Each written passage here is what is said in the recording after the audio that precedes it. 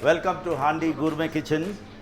My name is Pradeep Malik and I'm the Managing Director and the Chef by profession. And we have with me to assist me to do this recipe is Chef Dayal Singh, my Executive Chef, who will assist me in formulating this dish together. So I'll just start with the ingredients. The name of the dish is called Palak Paneer.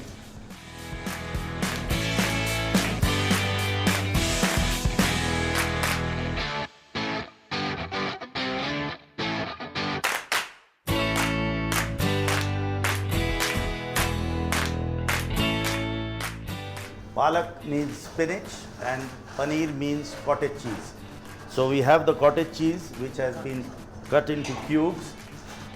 We have the spinach, local spinach and the Indian spinach mixed, or vice versa, you can use the local spinach which is also as good and tasty. We have some ingredients which are going to go along with the dish which we are going to prepare, and some spices, masalas, we have it here. I will run through them as soon as we start preparing the dish. So first and foremost, we shall fry the cottage cheese in the kadai.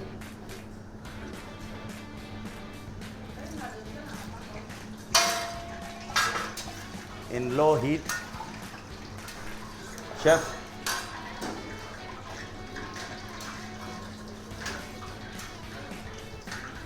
while he is frying the cottage cheese to make it light golden color, I have the frying pan here and I'm going to put about 1 tablespoon of oil to make the masala. I have the cumin, whole cumin seeds. Chef, idhar bhi late rahna. About half a teaspoon. As soon as they crackle, we put in the onions, about 2 tablespoons. This is basic masala for the paneer. We have a little bit of estofeta, which is the hing we call it, which is now readily available and people use it in all Indian cooking, especially for lentils and other Indian dishes. So we're going to add that, just a pinch. We wait, thoda slow kar. We'll wait for the onions to become light golden color. This is the basic masala which we are going to saute the spinach, which is going to have these onions and tomatoes, ginger, garlic to enhance the flavor of the final dish, which is the paneer, the cottage cheese, which has been nicely golden fried to light golden color.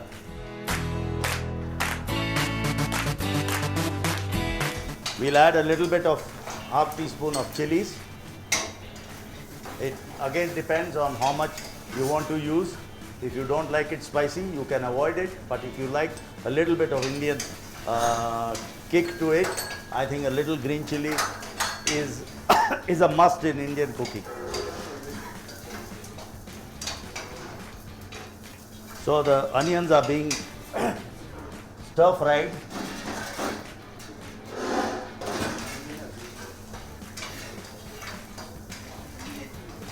We get it to a stage where they are slightly cooked and become light golden, so that the masala will not taste raw and will easily blend with the spinach, which is our final dish which we are going to make. This item is very popular and we have a unique style of making this paneer because of the puree we do, and we make the masala separately. We mix the two when the order comes with the paneer and this blended spinach. So the onions have become a little nice and golden. We shall add the ginger garlic juice, which is again 2 parts of garlic and 1 part of ginger liquidized in the blender This will also help in cooking the onions to a good level. After this, we will add the dry spices, which is a little bit of red chili powder, salt of course. We have the dhania powder, the coriander powder we call, about 1 teaspoon. Then we have the methi powder, half a teaspoon. We have the garam masala, half a teaspoon. And then we have the roasted cumin powder, half a teaspoon again. We have this liquidized tomato, fresh tomato liquidized paste, which is about 2 tablespoons, which I am going to add into the masala. A little bit of tomato paste, maybe half a tablespoon.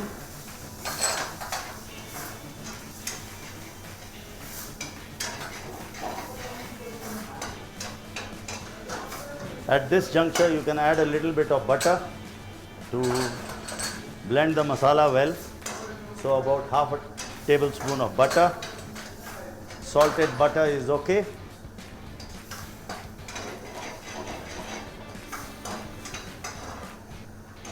Now the masala is getting cooked, and as soon as you see the oil separating from the masala in the pan, it means the masala is getting nicely cooked and it is being blended well with the tomatoes and the onions.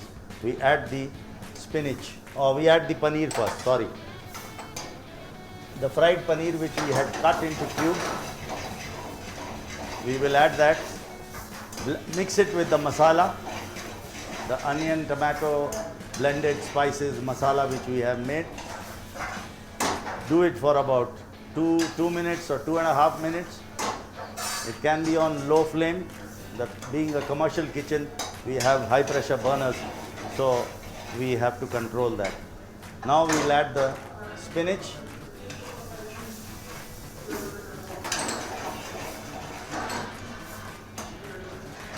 So just to make it about 1 portion.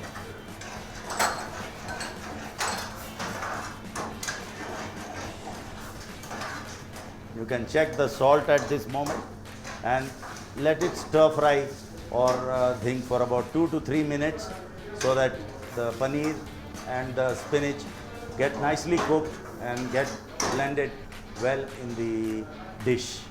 So you have the palak paneer, which is spinach, fresh grounded spinach with fresh cottage cheese paneer, which is readily available in all supermarkets and everywhere, and it is supposed to be a dairy product. So it is non-vegan, but it is very healthy and people like the taste, and it combines very well and is famous around the globe, all over the world. Whenever you go to an Indian restaurant and say palak paneer, they will always say, yes, we have. Everyone has got their own recipes, but handi has its own unique. And as you can see, we have now dished it out in the handi pot, which is our service utensils, which actually directly goes into the table. Chef will garnish with a little bit of the grated cheese, which was paneer again, and then we have a little bit of ginger juliennes, or whatever you call it, sliced ginger. And just to add a little bit of color, we have the palak paneer dish ready to go with rice or with naan, as you wish. We take a short break. We will be right back.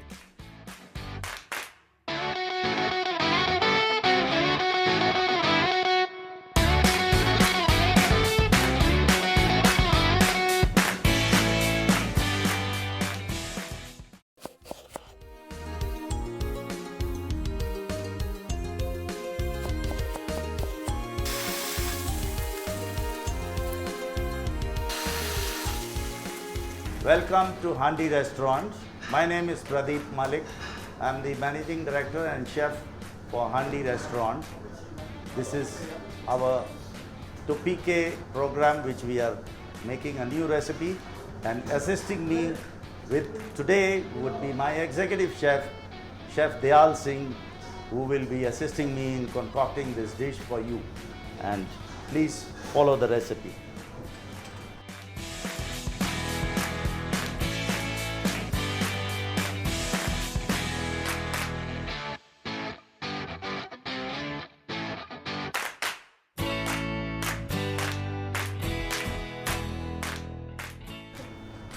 So we have today is Jeera chicken, which is very popular. Jeera means cumin, and I will just go through with you all the ingredients which are basic, and there are quite a few. So let me go through it so that you can understand better. We have the boneless chicken, which could be thigh or boneless breast, whatever you love, cut into small pieces, dices. And we have onions, we have garlic, we have ginger, all finely chopped, a little green chilies, a little bit of the cumin, toasted cumin powder. We have a little bit of fenugreek, methi, which is widely used in Indian cooking. We have the brown onions, which are chopped onions, deep fried, made to nice golden finish. They impart a different flavor to the dish. We have a little bit of natural yogurt. We have fresh tomato puree, homemade, and of course India's favorite ginger garlic, without which no recipe is complete. For garnishing, we have coriander, we have a little butter, we have a little bit of lemon juice, and we have some tomatoes. So let us start with the first thing, and that is we put the oil in the pan. About 1 tablespoon or 1.5 tablespoon should be fine. We are going to add now the chopped onions, about 2 tablespoons. That is about 2 tablespoons. Slow. So Indian cooking requires a little bit of lot of cooking of the masalas, blending nicely. So slow cooking procedure is always advisable. So we would say medium to low heat at home would be advisable. Here, because of we are in the restaurant, we do very big preparations, so we need high pressure gas. So that's why we are little short charged here. So now we have the onions nicely getting golden brown. For us to add the other ingredients, we'll wait and let it become nice and golden on slow flame.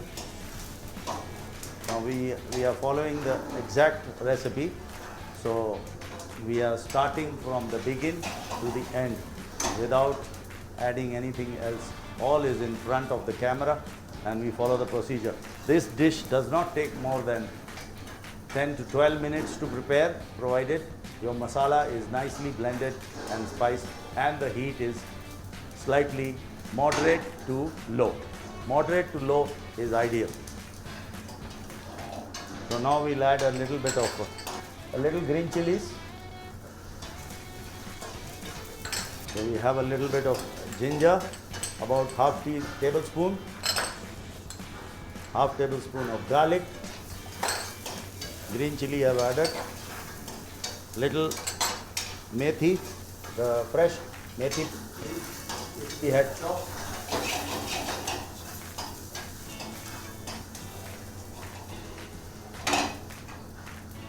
Now we'll add the dry spices, which is half teaspoon of chili powder. Mind you, I'm just making dish for about one portion, so the quantities are the spices are accordingly. Half teaspoons of turmeric, that is the haldi powder. 1 teaspoon of dhania powder, which is coriander. Salt to taste.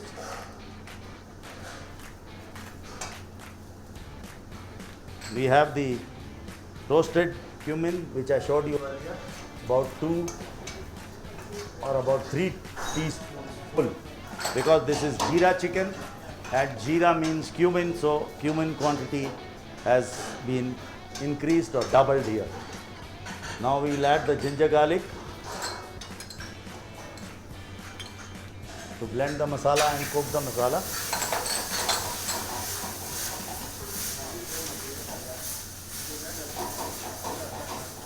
The liquid part of the water content of the ginger garlic also helps in cooking the onions and makes it nice and soft, so that the masala is very coating consistency for the chicken. Now we will add the chicken. There is no marination, it is just simple thigh or breast as you like. You can cut them into small dices and we add it to this. At this juncture, we also add a little butter so that the chicken can nicely be cooked and stir-fried.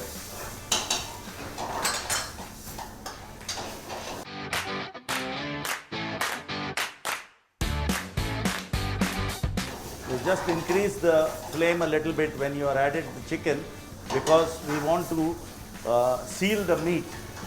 The juices of the chicken should be retained within the dish. It should not be, water should not come out from the chicken, because otherwise you lose the cooking bit, and also the flavors of the chicken are this thing. Any meat, for example, if you are making any lamb chops or anything, sealing of the meat initially on high flame is a must, so that the cooking is uniform. After we have sealed nicely, we can lower down the flame, and when it cooks, we can add a little bit of water so that the masala does not burn and the chicken gets cooked. About half a cup.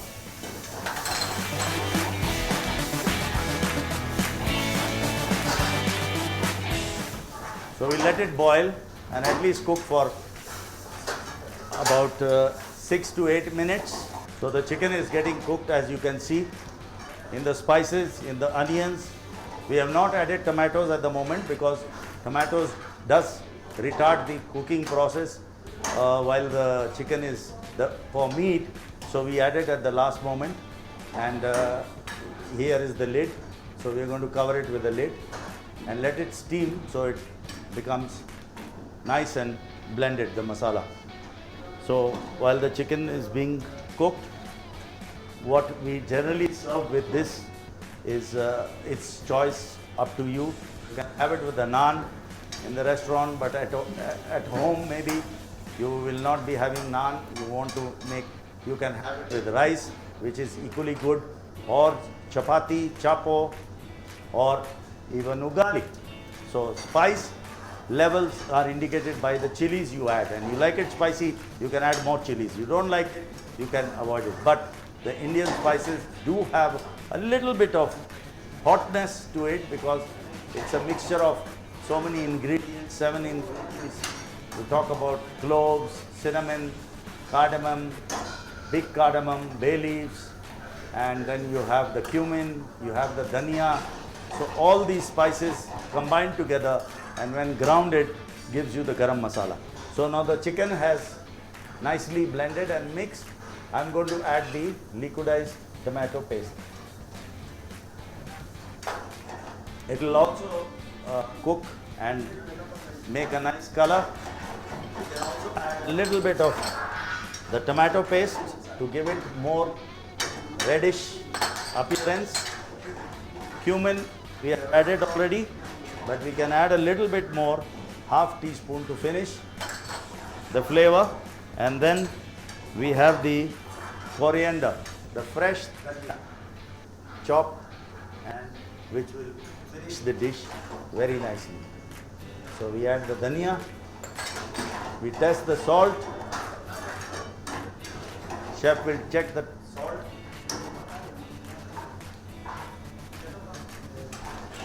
It's okay, chef. So I add little more because the chef says it's not enough.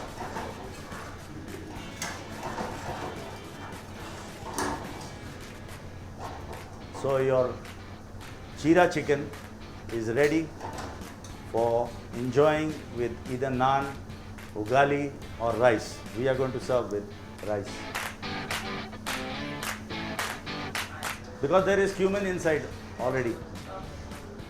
So we don't want to clash two flavors into two dishes. So we garnish it finally with a little bit of coriander, a little bit of color on the side, a little bit of ginger, which adds also color and also taste. Fresh ginger slices. So Jeera chicken ready. So the rice is basically steamed rice, nothing much. You actually do not boil it in running water. We accurate measurements for making good Indian rice or pulao is basically you take 1.5 level of your index finger above the rice. That is about 1 inch you can say when you are boiling the rice. The rice should not be soaked more than 2 hours maximum depending on the quality of the rice. Salt is to be added and a little bit of oil and a little bit of lemon juice into the rice mixture which you are cooking in the sufriya. So the rice will automatically get cooked and then you cover it with a nice wet cloth and let it cook on very low heat, or if you have a jiko, you can put it on the jiko and then the rice will automatically absorb all the water, the measurement I have given you, and you don't have to really drain off any water because the flavor and nutrients of all the rice is inside the rice. Jeera chicken you can try at home, which is very simple, and rice also very simple with it. You can try it, or you can check on the social media, or you can come to Handi at Westgate or Handi at the mall and try out this delicious Indian preparation. Thank you.